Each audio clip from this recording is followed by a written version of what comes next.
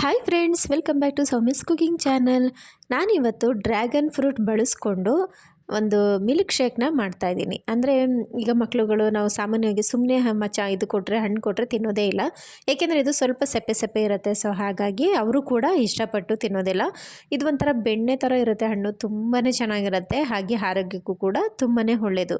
So ನಾನಿವತ್ತು dragon ಫ್ರೂಟ್ಸ್ಗೆ ಇನ್ನೊಂದು ವಿಶೇಷವಾಗಿ ಏನೋ ಒಂದು ಸೇರಿಸ್ತಾ ಇದ್ದೀನಿ. ಏನಪ್ಪ ಅದು ಅಂತಂದರೆ ಚಾಕ್ಲೇಟ್ ಹಾಕೋದ್ರಿಂದ ಟೇಸ್ಟು ಇನ್ನಷ್ಟು ಚೆನ್ನಾಗಾಗುತ್ತೆ. ಮಕ್ಕಳು ಕೂಡ ಆಸೆಪಟ್ಟು ಕುಡಿತಾರೆ. ಸೊ ಇಲ್ಲಿ ನಾನು ಒಂದು ಚಿಕ್ಕ ಚಾಕ್ಲೇಟ್, ಏನು ತುಂಬ ದೊಡ್ಡದೇನು ಹಾಕ್ತಾಯಿಲ್ಲ, ಒಂದು ಚಿಕ್ಕ ಚಾಕ್ಲೇಟ್ ಅಷ್ಟೇ ಹಾಕ್ತಾಯಿದ್ದೀನಿ. ಸೊ ಇವಾಗ ಹಣ್ಣಂದು ಮೇಲೆಗಡೆ ಸಿಪ್ಪೆನ ತೆಗೆದುಬಿಡೋಣ. ಇದಂತೂ ತುಂಬ ಈಸಿಯಾಗಿ ರಿಮೂವ್ ಆಗುತ್ತೆ. ಒಂಥರ ಚೆನ್ನಾಗಿರುತ್ತೆ ಹಣ್ಣು, ಬೆಣ್ಣೆ ಥರ, ಬಟ್ ಟೇಸ್ಟು ಕಡಿಮೆ ಅಷ್ಟೇ. ಇದು ನೋಡಿ, ಒಂದು ಬೀಟ್ರೂಟ್ ಕಲರ್ ಥರ ಇದೆ, ಪಿಂಕಿಶು. ಅದು ಇನ್ನೊಂದು ಬರುತ್ತೆ ವೈಟ್ ಹಣ್ಣು, ಎರಡೂ ಇದೆ ಇದರಲ್ಲಿ. ಡ್ರ್ಯಾಗನ್ ಫ್ರೂಟಲ್ಲಿ ವೈಟ್ ಒಂದಿದೆ ಮತ್ತು ಪಿಂಕಿಶದೊಂದಿದೆ. ಇದ್ರ ಕಲರ್ ಅಂತೂ ತುಂಬಾ ಚೆನ್ನಾಗಿದೆ. ಇದರಲ್ಲಿ ಜ್ಯೂಸ್ ಮಾಡಿದಾಗಂತೂ ಇನ್ನೂ ಒಂಥರ ಕಲರ್ಫುಲ್ಲಾಗಿ ತುಂಬ ಚೆನ್ನಾಗಿ ಕಾಣಿಸುತ್ತೆ. ಇದನ್ನು ಇವಾಗ ನಾನು ಸ್ಲೈಸ್ ಆಗಿ ಕಟ್ ಮಾಡಿಕೊಂಡು ಜ್ಯೂಸ್ ಜಾರ್ಗೆ ಹಾಕೋತಾ ಇದ್ದೀನಿ. ನಿಮ್ಗೆ ಎಷ್ಟು ಹಣ್ಣು ಬೇಕೋ ಅಷ್ಟನ್ನು ಹಾಕ್ಕೊಳ್ಳಿ. ನಾನಿದು ಸ್ವಲ್ಪ ದಪ್ಪ ಇತ್ತು ಹಣ್ಣು, ಹಾಗಾಗಿ ಒಂದು ಅರ್ಧ ಭಾಗ ಯೂಸ್ ಮಾಡ್ಕೋತಾ ಇದ್ದೀನಿ. ಅದೇ ನಮಗೆ 2-3 ಲೋಟ ಜ್ಯೂಸ್ ಆಗುತ್ತೆ.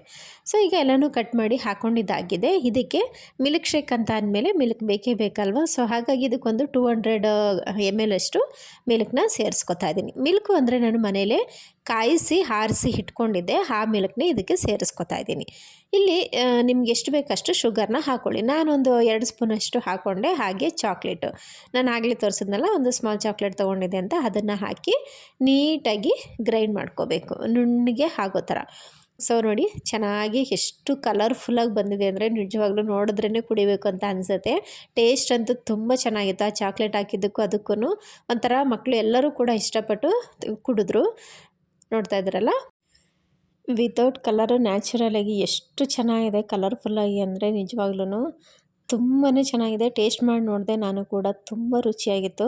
ಸೊ ನೀವು ಒಂದ್ಸರಿ ಮಾಡಿ ನೋಡಿ, ಮಕ್ಕಳು ಕೂಡ ಇಷ್ಟಪಟ್ಟು ಕುಡಿತಾರೆ. ಈ ವಿಡಿಯೋ ನಿಮಗೂ ಎಲ್ಲರಿಗೂ ಇಷ್ಟ ಆಯಿತು ಅಂತ ಅನ್ಕೋತೀನಿ. ಇಷ್ಟ ಆಗಿದ್ದರೆ ಒಂದು ಲೈಕ್ ಮಾಡಿ, ಶೇರ್ ಮಾಡಿ, ಸಬ್ಸ್ಕ್ರೈಬ್ ಮಾಡಿ, ಪಕ್ಕದಲ್ಲಿರುವಂತಹ ಬೆಲ್ ಐಕಾನ್ ಒತ್ತೋದನ್ನು ಮರಿಬೇಡಿ.